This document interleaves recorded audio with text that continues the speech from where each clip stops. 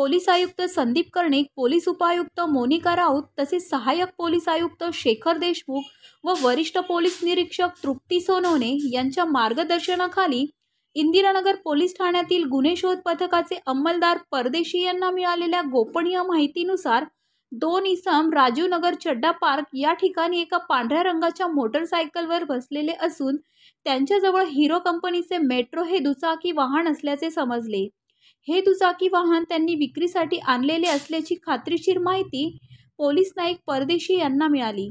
त्यानुसार पोलीस उपनिरीक्षक संतोष फुंदे, पोलीस शिपाई अमोल कोथमिरे, जयलाल राठोड, सौरभ माळी, सागर कोळी यांनी सापळा रचून आरोपी नामे करण शिंदे वय वर्ष 26 व श्यामसुंदर गेडाम वय वर्ष 26 राहणार सवारी बंगला गांधीनगर आदिलाबाद यांना ताब्यात घेतले।